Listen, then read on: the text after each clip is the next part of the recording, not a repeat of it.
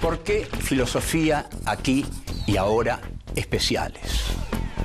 Hay temas insoslayables de pensar, de reflexionar y ofrecer nuestra propia interpretación de los hechos históricos. El Islam y los Estados Unidos, los dos dicen tener a Dios de su lado. La guerra del Paraguay es un genocidio silenciado. Había que liquidar al Paraguay. El Paraguay de Francisco Solano López. Vamos a hablar de literatura y política para pensar el compromiso del escritor. Los ejemplos de Sartre, Rodolfo Walsh, como el Eternauta de Oestergel que dice: desde ahora estamos solos, completamente solos. ¿Quiénes pensaron la Argentina de otra manera? John William Cook. El peronismo es el hecho maldito del país burgués. Raúl Escalabrini Ortiz Queda en el recuerdo de todos como uno de los principales representantes del pensamiento nacional y popular. El imperativo más profundo que tenemos: pensar por nosotros mismos. Filosofía aquí y ahora especiales. Pensadores. Milcíades Peña. 1. Una visión trágica de la historia argentina. 2. Impotencia histórica y derrotas inevitables. 3. El concepto marxista de bonapartismo. 4. La simpleza de las masas. 1. Una visión trágica de la historia argentina. Van a asistir ustedes a un programa sobre Milcíades Peña, un historiador marxista, trotskista, inteligentísimo. Bueno, Milcíades Peña, hombre inteligentísimo, brillante, gran historiador, nace en 1933. Vive muy poco. Ya en su familia había casos de familiares con problemas mentales y Milcíades se suicida a los 32 años, no por causas políticas. Milcíades Peña expresa, en mi opinión, más que una línea trotskista que cultivó junto a Nahuel Moreno en sus comienzos, expresa una visión ortodoxamente marxista de la historia argentina, expresada con la mayor brillantez con que jamás fue expresada. De modo que consideramos que en una democracia lo menos que podemos hacer es estudiar a un hombre tan inteligente como Milcíades Peña. En 1963, Milcíades Peña ocupaba los kioscos de la República Argentina con una revista que se llamaba Fichas.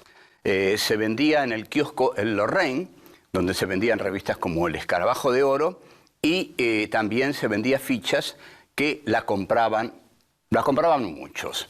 Vamos a ver cuál es la interpretación que da Milcíades Peña de la historia argentina. Como buen marxista, la interpretación que da es una interpretación clasista, es una interpretación basada en la lucha de clases. Ustedes saben o no sabrán, pero para una interpretación marxista la historia avanza dialécticamente en base a los antagonismos entre las dos clases hegemónicas que se enfrentan, que son la burguesía y el proletariado, tal como aparece en los comienzos del Manifiesto Comunista de Karl Marx de 1848. Milcíades Peña comienza puntualizando que en el puerto de Buenos Aires la clase social que domina, social, económica y políticamente, es la burguesía comercial porteña. La característica de esta burguesía comercial porteña es que no es productora, no produce nada. Importa mercadería británica y la introduce dentro del país. Es una clase intermediaria y no productora. Por otro lado, la otra clase que hay es la de los estancieros y saladeristas bonaerenses. Es muy interesante marcar que hasta caseros, los estancieros de la Pampa Húmeda, los estancieros bonaerenses, son saladeristas, venden carnes salada a los mercados esclavistas. Esta clase, si bien es una clase productora, es una clase exportadora, es una clase que mira para afuera porque no le interesa el mercado interno, porque en el mercado interno no va a vender carne salada, sino que le interesa el mercado externo. O sea, ¿qué tendríamos entonces? Dos clases. La primera clase es la burguesía mercantil porteña, que no es productora. En este sentido, le interesa el mercado interno, pero solo para vender en él la mercadería británica.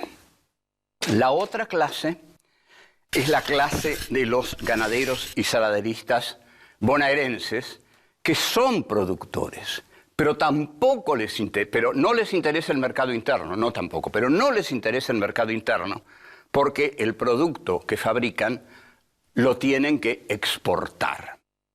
Se desentiende del resto del país la clase de los estancieros y saladeristas bonaerenses. O sea que tenemos hasta ahora dos clases. A una le interesa el mercado interno, pero solamente para meter ahí la mercadería que importan de Inglaterra.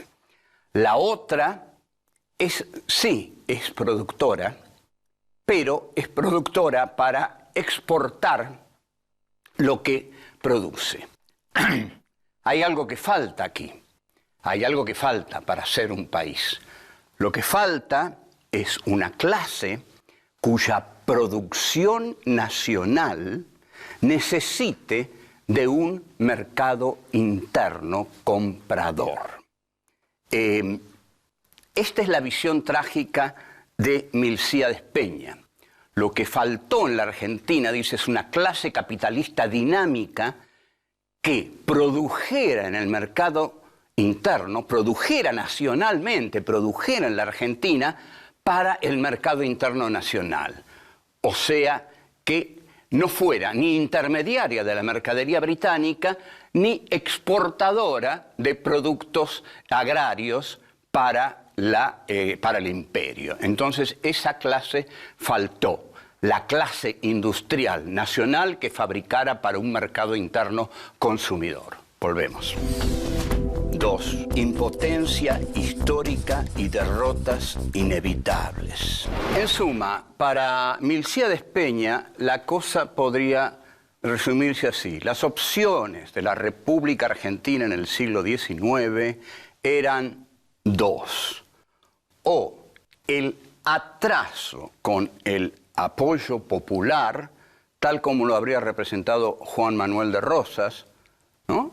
O, si no, el progreso, tal como lo representa la llamada Organización Nacional, tras el carro de la oligarquía y el imperialismo. La oligarquía realiza el progreso, pero unida al carro del imperialismo. Este es un planteo claramente marxista que presenta dos opciones. Es muy discutible porque es un planteo economicista que deja de lado una reflexión política sobre esta difícil cuestión, que plantea como de hierro, como necesaria, porque la plantea como dialéctica. Ahora, Milcíades Peña cree algo que para mí es muy serio. Cree que la oligarquía y la burguesía de Buenos Aires, que va a representar Mitre, que van a representar Sarmiento, que va a representar Avellaneda y finalmente Roca, es progresiva en la medida en que aniquila al federalismo de las provincias, que es un sistema económico precapitalista, y cree que la economía que se realiza a partir de caseros es capitalista porque está unida a Gran Bretaña, que es la que representa el capitalismo en ese momento a nivel universal. Perdón por haber dicho a nivel, pero bueno. Entonces, lo que hace Peña es seguir acá puntualmente y muy rigurosamente las concepciones de Karl Marx acerca de la cuestión colonial. Para Marx, en los escritos sobre el colonialismo, que son varios textos, muchísimos textos que escribe para el New York Daily Tribune, Marx aplaude, apoya la planetarización de la burguesía, porque considera que en la medida en que la burguesía conquiste el mundo del sistema implantado por la burguesía, va a surgir el proletariado industrial que va a aniquilar a esa burguesía, y al aniquilar a esa burguesía va a surgir el socialismo, la sociedad sin clases. Esto es la dialéctica. Así como la burguesía destruyó al feudalismo, el proletariado va a destruir a la burguesía, y de esa destrucción va a haber una etapa final, como en la dialéctica de Hegel, en la cual se va a llegar a la sociedad genérica, a la sociedad sin clases. Entonces, no importa, en este sentido, no importan los estragos que haga la burguesía. Y Marx cita incluso un poema de Goethe que dice: ¿qué importan los estragos si los frutos son placeres? No mató a miles de seres Tamerlán en su reinado. Es muy cruel el poema, porque dice uno: ¿qué importa todo lo que haga la burguesía en su tarea colonizadora? No importa a quién mate, no importa qué pueblos arrase, porque de ahí va a salir el enterrador de la burguesía, que es el proletariado industrial. Entonces, Milcíades Peña dice que aun cuando perjudique a las masas, la política de Mitre introduce un elemento dinámico y capitalista. Ustedes observen los errores a los que puede conducir la dialéctica, o en última instancia las cosas que hay que aceptarle a una concepción marxista dialéctica de la historia, que Mitre representa el progreso capitalista y que no importa que haya arrasado al federalismo del interior, porque era necesario. Si ustedes me permiten una breve lateralidad, en mi novela La astucia de la razón hay un diálogo entre Marx y Felipe Varela. Ficcional. Marx se le parece a Felipe Varela y le dice: no dé la batalla de Pozo de Vargas porque está perdida, usted la va a perder. ¿Por qué? La va a perder porque la razón histórica, la dialéctica histórica requiere que usted pierda, porque los Taboada representan a Mitre y bueno, todo eso, usted es el precapitalismo. O sea que lo que está planteando Peña es una impotencia histórica de los caudillos federales del interior y de sus montoneras. Eran el precapitalismo, no podía surgir nada nuevo de ahí, porque del único orden social y económico del que podía surgir algo nuevo era la burguesía. Y la burguesía la representaba, mal o bien, Buenos Aires. O sea que plantea la derrota inevitable del federalismo a manos de Buenos Aires, tal como ocurrió, en efecto, pero no ocurrió para que surgiera ningún capitalismo pujante, porque si no, habríamos sido otro país. Esta posición, curiosamente, desde la izquierda, lo lleva a Peña a coincidir con los planteos de Sarmiento y de Mitre, que también desde la derecha dicen lo mismo. Hay que terminar con la barbarie, hay que terminar con el gauchaje alzado para que podamos llevar la civilización. No hablan en términos marxistas, dicen civilización, pero cuando Milcíades Peña dice modernas relaciones de producción capitalista, está diciendo lo mismo, está diciendo la cultura, la civilización, el tren de la historia. O sea, para subirse al tren de la historia hay que subirse a la línea económico-política que marca Inglaterra y que representa Buenos Aires. Entonces, esto es inevitable. Él mismo va a ver con dolor que no solo no era inevitable, sino que no servía para nada. Pero volvemos. 3. El concepto marxista de bonapartismo. Milcíades Peña fue un apasionado y fervoroso opositor al gobierno de Juan Domingo Perón, al que calificó de bonapartismo. El concepto de bonapartismo lo tenemos que aclarar, es un concepto que Peña toma del 18 Brumario de Luis Bonaparte, un texto notable de Karl Marx. Este concepto de bonapartismo significa que en determinado momento hay un líder que se ubica por encima de las clases, en este sentido es el Bonaparte, se ubica por encima de las clases en un lugar equidistante de esas clases y logra una conciliación de clases. Lo que el bonapartismo dice esencialmente es que es un régimen de conciliación de clases y el marxismo le va a señalar, por supuesto, que un régimen de conciliación de clases no puede hacer la revolución y que si el proletariado entra en una conciliación de clases, entra en un esquema de enajenación para los intereses objetivos de la clase proletaria. Esta es la interpretación de Peña de lo que ocurre en la Argentina en la década del 40. ¿Y cuál es la base? La base es que en el 40 hay un proletariado nuevo sin experiencia sindical anterior, que son los migrantes internos atraídos por la política de la industria liviana de la sustitución de importaciones. Brevemente, cuando hay una crisis en la metrópoli, la colonia prospera, porque la metrópoli en crisis no le puede entregar todo lo que habitualmente le entrega y entonces la colonia lo tiene que fabricar. A esto se le llama sustitución de importaciones. Ahora bien, la sustitución de importaciones implica una migración interna de sectores del campo a la ciudad. Estos sectores que llegan a trabajar en las pequeñas fábricas que sustituyen las importaciones son sectores que no tienen experiencia sindical, que no tienen experiencia de lucha proletaria. Entonces, son sectores que son masa fácil para la manipulación del líder bonapartista. El líder bonapartista puede manejar bien a estos migrantes, a estos nuevos proletarios, porque no tienen conciencia de clase. Entonces, esta clase nueva de migrantes, de obreros nuevos, de cabecitas negras, que sale a defender a Perón el 17 de octubre, para Milcíades Peña el 17 de octubre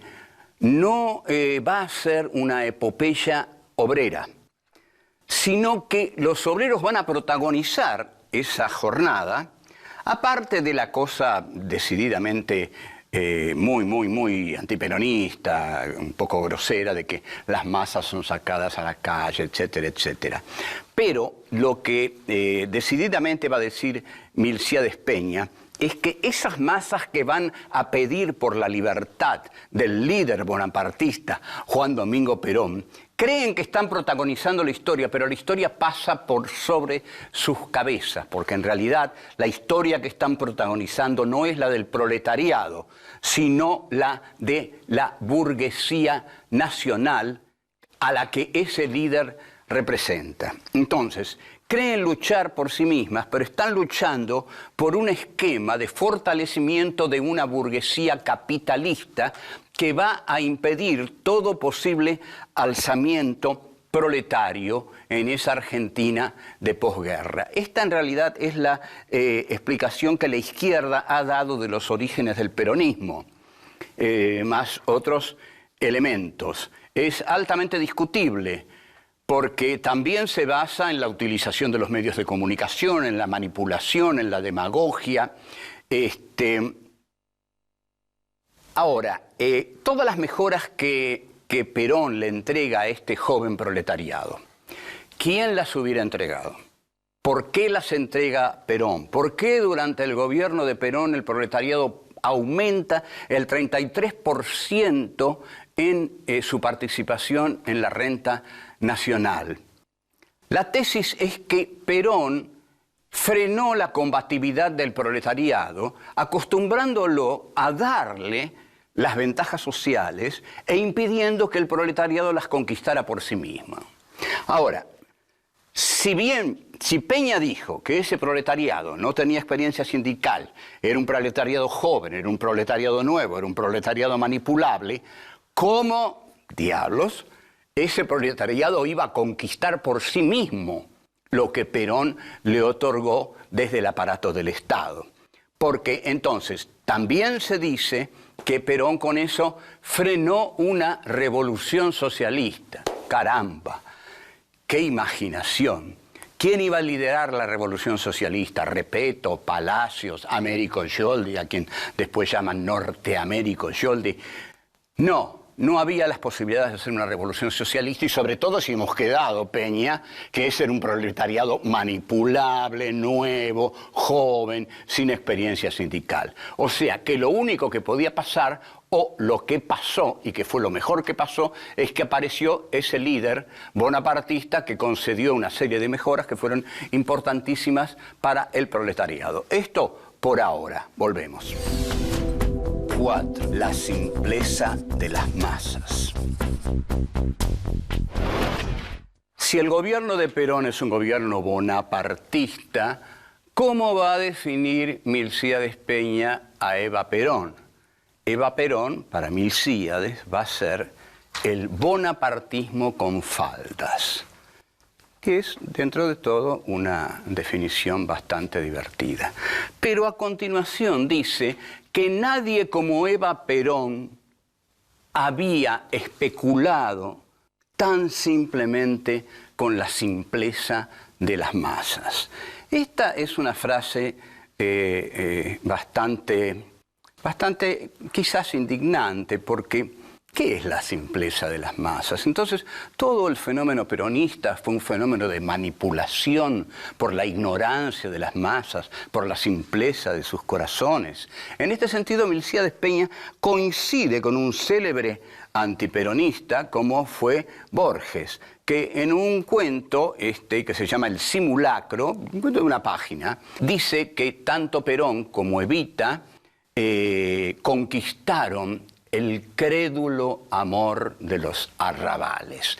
Mayor desprecio por las masas no puede haber que en esta frase. El crédulo amor de los arrabales.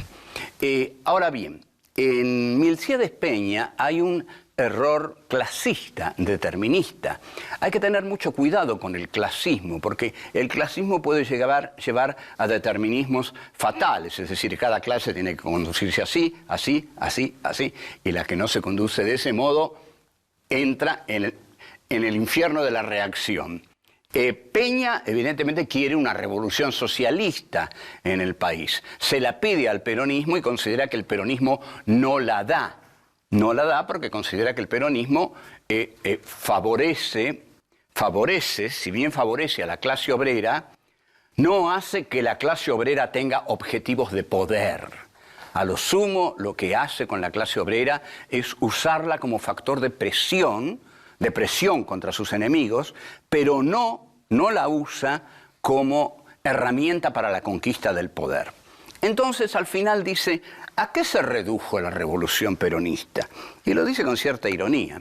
Y dice, bueno, la revolución peronista se redujo, esto yo lo dije en una clase de 600 alumnos, en la cual di un curso sobre el peronismo, y hablando de Milcíades Peña, estaba el hijo de Milcíades ahí, dije, bueno, y Milcíades dijo, la revolución peronista se redujo a sindicalización masiva e integral, democratización de las relaciones obrero-patronales, 33% de aumento en la participación de los asalariados en el ingreso nacional. Cuando terminé de decir eso, las 600 personas estallaron en una carcajada porque les pareció que la pregunta, el desdén de Milcíades Peña de decir, ¿a qué se redujo la revolución peronista? A esto. Y eso hoy suena como algo realmente revolucionario. Revolucionario, ¿cómo conseguir eso hoy? Entonces, hoy, que Peña se riera de esas pequeñas conquistas peronistas, que hoy son enormes, causó hilaridad entre el alumnado. Los logros del gobierno peronista fueron claramente insuficientes, para Milcíades Peña. Pero sin embargo, y esto creo que él no dejó de notarlo, los logros del primer peronismo motivaron el odio de la oligarquía, de la Iglesia, del sector financiero y de los Estados Unidos, que derrocan a Perón en 1955. Ahora, sin embargo, atención a esto es muy importante. Sin embargo, este señor, Milcíades Peña, cuando se produce el golpe de 1955, es de los que salen a la calle a llamar a la resistencia para defender al gobierno de Perón. Quiero analizar la conducta de este antiperonista marxista. Aunque es un antiperonista furibundo, se da cuenta que lo que hay como reemplazo es peor. Y hasta tal punto se da cuenta que está dispuesto a jugarse la vida por un gobierno al que ha odiado, pero sabe que ese gobierno le dio al proletariado cosas que cualquier gobierno que lo suceda se las va a negar, se las va a sacar, lo va a despojar. Una lección para los días de hoy, quizá, supongo. Chao.